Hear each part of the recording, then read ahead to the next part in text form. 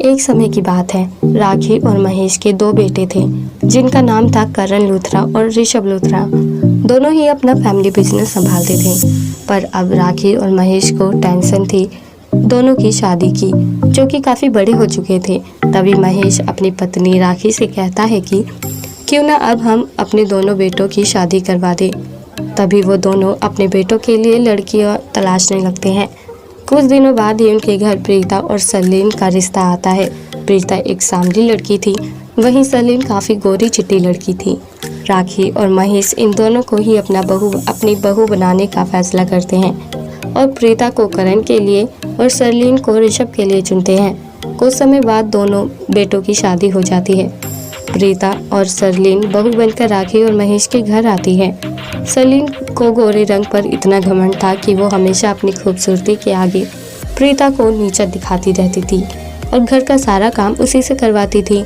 वहीं प्रीता बहुत संस्कारी बहू थी, जो हर एक पल अपने सास ससुर और अपने अदर फैमिली मेंबर्स का खूब ख्याल रखती थी।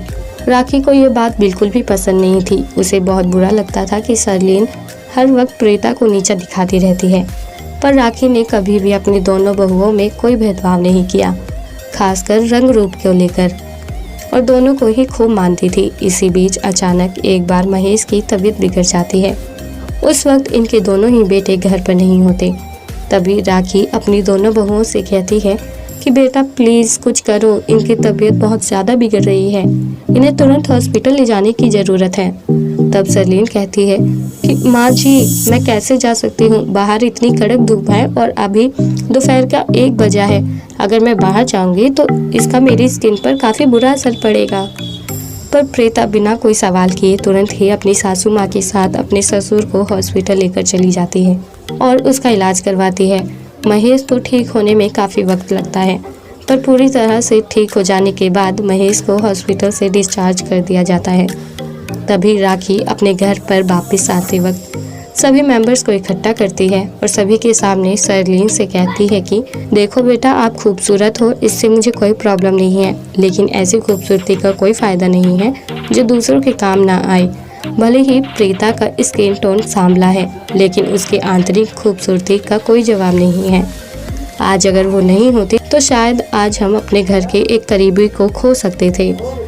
तब अपनी सासू माँ की इन बातों का एहसास करते हुए सरलीन उनसे माफ़ी मांगती है और कहती है, मुझे माफ़ कर दो माँ जी, मैं खूबसूरती के आगे सब कुछ भूल चुकी थी, पर मैं विश्वास दिलाती हूँ कि अब मेरे लिए सबसे पहले मेरी फैमिली ही होगी, उसके बाद कुछ और। तभी फैमिली के सभी सदस्य एक दूसरे के साथ मिलजुल कर रहने लगते हैं और सरलीन भी प्रीता के साथ हर काम पर उसका हाथ बटाने लगती है।